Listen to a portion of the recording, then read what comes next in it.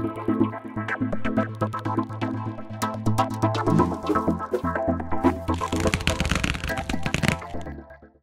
then they will have a total income, like a net income of roughly £17.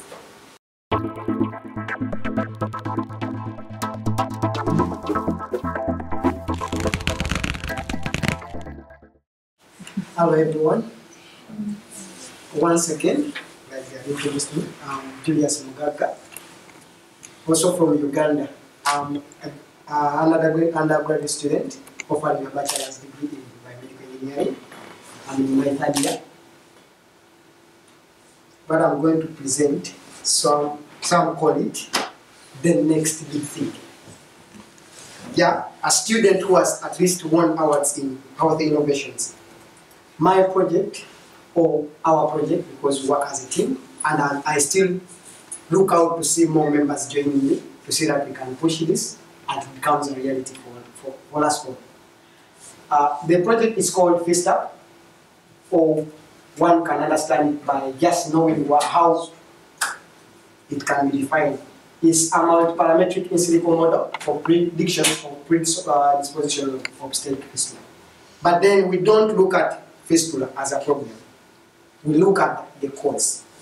Because we're very sure that if you can determine the cause of anything, then you can stop the problem. All people who are working to solve the problem of HIV don't look at HIV. Look at what causes HIV.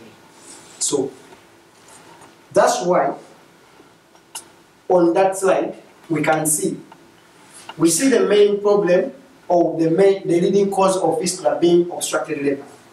And from statistics studied by the UNFPA and the Women Health Initiative, they put statistics of obstructed labor to 350,000 mothers dying due to obstructed labor and over 4 million babies. But then those babies that survive, well and good, we see them jumping. But the mothers, what happens to them? They are going to get fistula. Still from UNFPA and WHO, it is about 2 million women in the Asia and Sub-Saharan Africa having the problem. And when you look at the projections, 50,000 to 100,000 new cases develop every year. So that's what you can see. But then you get to put the problem maybe in a localized manner. Can you check out, at least to a few countries, how it is progressing? When you look at the studies done from that graph, they try to compare the problem in the developing countries and in the developed countries. And really from there, you can see that maybe there is a way obstructed labor and fistula connected to underdevelopment or poverty. Because when you check, yes, some countries do try, but then they reach somewhere and they fail. For example, Nigeria in 2010, the risk was at 2,500 cases. They went on improving, basically because there was kind of realization that this was going to become a major problem. They started putting up structures for fistula awareness, making communications to connect mothers to operation centers. So it goes on reducing. But as you know, funding is not kind of continuous issue.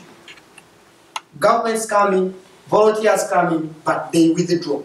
So when they withdraw, what happens? The risk is going high. Who knows that right now in 2016, it is maybe up where it came from. Look at my country, Uganda, in the red. For them, they are ever improving. Improving on what? On a problem. So you should not call this improvement as a success, but actually as a real problem. Maybe Ethiopia is the one that is trying to keep somehow constant, but that's not also a scenario you can consider to bear with, because if there are still around 1,000 plus cases in Ethiopia, then it is a problem there. But then how about our counterparts in developed countries? They are in thousands. To speak them correctly, you could put in percentages. They are in numbers. 7, 41.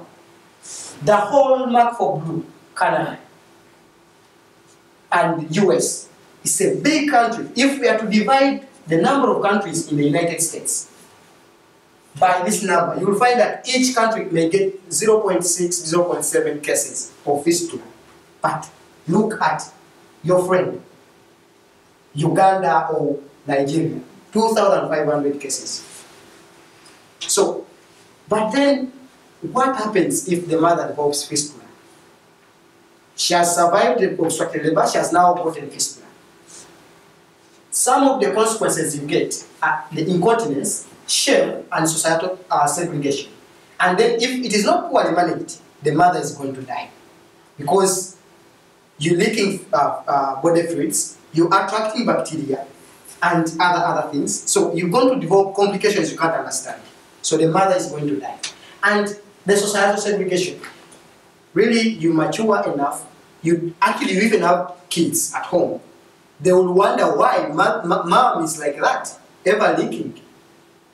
Why mom can't sit on a chair? Why she has always to put some clothes to sit there? So such. So, but then you can't solve any problem minus knowing what really causes it.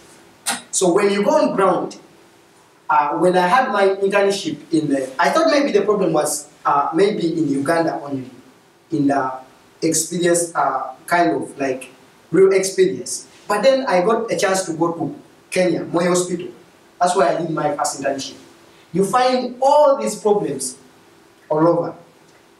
The poor infrastructure, of course, linked with poverty. Because if there was money, they could construct better hospitals. Look at that gentleman. Actually, there are two. And there are fellow friends that are following them. They are taking that mother to deliver. Do you think such a mother can survive obstructed labor? No way. Because labor has stages. She's already in the state of producing, but then the whole time is wasted along the way, taking her to the hospital, to the nearest hospital actually. Look at, yes, this mother has reached the hospital, but where is she going? Someone is sleeping on the ground. Do you expect her to find any space? Not really. So these are problems all over. But then we have a culture where I come from. That girl child, like he has said, is taken for bride price. That one. So girls get married as early as 14, 13. And is she ready to produce? Not really. So what is going to happen? She's going to have a forced labor. Either she will die or she's going to get fistula. Then other problems that arise or causes the conservativeness and lack of knowledge by these mothers to seek for antenatal care. And those few that try to go, you find that 98 of all those that go for antenatal care, only 42% can complete the 4 sessions. And some other complications like sickle cell. So that's what we found out as the cause. And on ground, the solutions cannot be implemented. Why? The main solution they do is surgery. If you are at the stage of producing and you're experiencing obstructed labor, they expect you to go for a C-section, a cesarean section. And then when you get the fistula, you have such. But what is the personnel needed for surgery? A big number. A big number like you can see that team. Such personnel is not there in Africa. So they have also tried by inputting the antenatal care and provision of diapers. But these are body fluids that are going to cause bacteria and other diseases. So we come out and we say, no, can't we provide a simple technological solution that is affordable in our countries to predict as early as 7 months, 8 months, that such a mother has a risk to have obstructed labor that may result into fistula. such that we can keep in touch with this mother, we keep the contact, we tell the husband, prepare enough resources, her wife is going to have a C-section. We tell the mother, please don't wait up to the last minute, because these mothers have a scenario like she's supposed to deliver that day, but she doesn't feel the pain. She goes to the garden. So, but if she's informed that, please, you have a high risk, she will visit the hospital as early as enough. And even the doctors will tell her, this is the nearest point where you can find an ambulance. So this is what we want. We want to predict the risk of pregnancy to have obstructed labor. So the app, so far we've developed a prototype. It looks like that. So when you fill in such parameters, kind of, you can get maybe a percentage of that nature.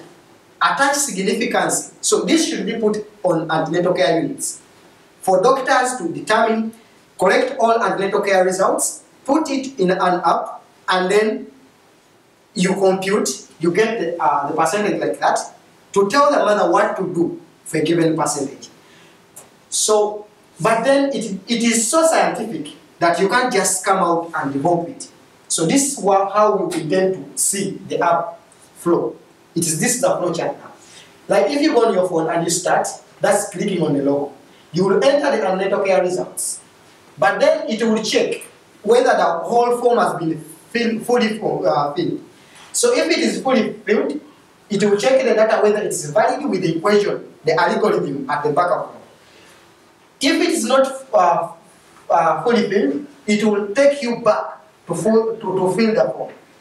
Then, if you succeed to reach here properly, you compute and get the percentage. Then you stop. So these are some of the things we want to use, the parameters. We are developing a model. So far, that is a linear regression model we've developed, but we intend to improve our model because we don't expect these parameters to behave like that. The purpose of that model was to see that we put a picture, we develop a prototype for people to really get the true picture of the app. So far, that's what we are using. So we need more expertise here, more volunteering here, and research fields that you feel like they're comfortable to provide us with the data to develop a convenient equation, algorithm to work. So all volunteers out there are welcome to help here because a lot is needed here. The funding, the research fields, the volunteers themselves, because you can get the funding, but with no person to offer himself to help. So, but why should we realize that an app is the solution then? The reason why I say that an app could be a solution, look at the supply of smartphones in Africa. It is really increasing. Almost everyone can own a phone.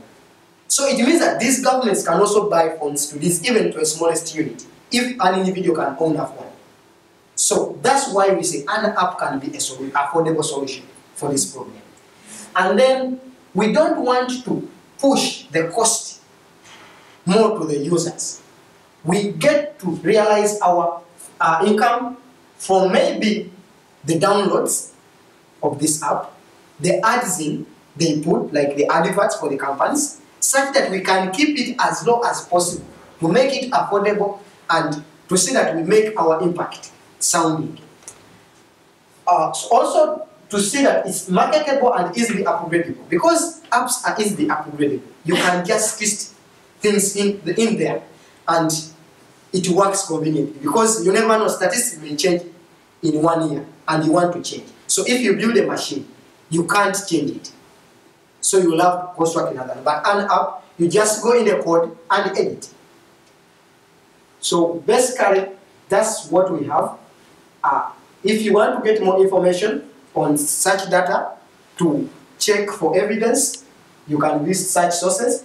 And then also, to get more elaboration on the app, you can go to my YouTube channel, you put in Mugaga Julius and attach something there, Fistula App. You will get a video there that explains very well how all this all app works and how it was built and the problem. Then that is the team, Mugaga Julius. Then the rest of the members are in Uganda. I'm getting many people from Oxford, and please feel free to join and volunteer with me. Thank you.